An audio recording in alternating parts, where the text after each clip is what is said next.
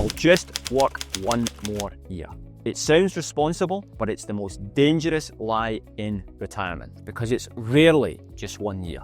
It's a delay tactic dressed up as discipline, and it's costing you the one thing you can't get back or buy more of: time. Financially, you're good to go, but your mindset, that's what's holding you back. It's your favourite Scotsman here again, and let's get stuck in. Why exactly do people keep saying 1 more year? It almost always comes down to one of 4 things. Let's start with fear. You saved for decades, invested wisely, and the numbers say you're ready. But the idea of actually spending that money, terrifying. I see this one quite regularly with clients. You've been a saver for 30 or 40 years. It's part of who you are. Then suddenly flipping the switch from saving to spending feels unnatural. You're not sure if it's okay to enjoy what you've built. So you tell yourself, I'll just wait a little longer, just to be sure. And even if you get past that fear, there's still that nagging voice asking, is now really the right time? The economy, inflation, interest rates, politics and markets. Right now it's tariffs, but there's always something going on. And the media will make sure you never forget it. You think, maybe next year will be calmer. Newsflash, it won't. There is no perfect time. Every generation has had something big going on when they retired. The ones who succeed, they planned despite the uncertainty, not in the absence of it. But here's the subtle one most people don't notice. You get comfortable. You fall into a routine. Staying put starts to feel easier than moving forward. Work gives you structure, purpose, and even identity. Letting go of that feels uncomfortable. And because there's no alarm that goes off when you've won the game, you just keep on playing, even when the scoreboard says you've clearly already won. And then there's the big one, no plan. Big surprise there coming from a financial planner. Seriously though, you might be financially ready, but if you haven't mapped out how it all works, what you'll spend, where income comes from, and how long it lasts, no wonder you aren't pulling the trigger. It's like standing on the edge of a dock, staring at the water, wondering if it's deep enough to dive in. But with a proper plan, you can stop guessing and start moving. Clarity is what gives you confidence. That's precisely what I walk through in my free retirement guide. It's linked in the pinned comment below. Just download it and start building your own plan. No sales pitch, just a simple roadmap to get you moving in the right direction. I've already written it, so why not give it out for free? If it helps even just one person, it's worth it to me. Okay, back to it.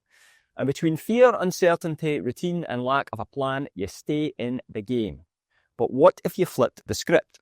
What if 2025 wasn't something to fear, but something to embrace? Because here's the truth. For many people, this might be the best year to retire. And here's why. Retirement isn't the end. It's a fresh beginning. It's not about stopping.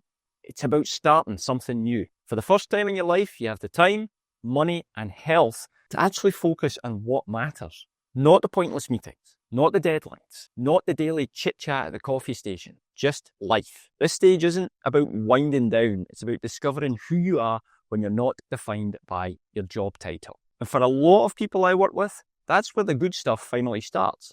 Now, let's talk about the financial side, because this one surprises people. As we talked about earlier, most retirees are afraid to spend what they've saved. They've worked so hard to build it, they don't want to watch it go down. But here's the paradox. According to a study by BlackRock, nearly 20 years into retirement, the average retiree still has 80% of their pre-retirement savings intact. 80%, 2 decades later. In other words, they spent far less than what they could have. Why? Because retirement spending isn't a straight line. It follows what we call the smile pattern. You've got your go-go years, the travel, the bucket list, the freedom. Then the slow-go years, more time at home, less spending. And finally, the no-go years, where health costs might rise, but lifestyle spending drops off. So while the fear of running out is real, the data tells a different story. And unless you're planning to buy a Ferrari at 83, hey, I won't stop you. Your spending will probably drop long before your portfolio does. And here's what might be the most important part of this whole conversation. Lifespan is how long you live. Healthspan is how long you live well. Physically, mentally, emotionally. And those two aren't the same. For most people, healthspan peaks in your 60s.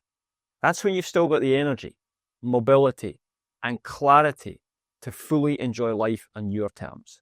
Just look at this common life in weeks chart. If you're already currently 60, you've already lived all those weeks in red. The clear boxes, that's what you have left to look forward to. And within those clear boxes, only a portion will be your healthy years. The years when you're active, sharp, independent and mobile. You don't need me to tell you that health declines with age. You've seen it happen to loved ones, to colleagues, maybe even to yourself. So enough of the I will work just one more year chat. You don't have time for that. Take control of your time, your energy, your health and your wealth. Because if you don't use your wealth to create freedom and joy now, someone else will just enjoy it later. So, if you're starting to feel like 2025 might be your year, don't just leave that as a thought. Take the first step by downloading my free retirement guide from the link in the pinned comment.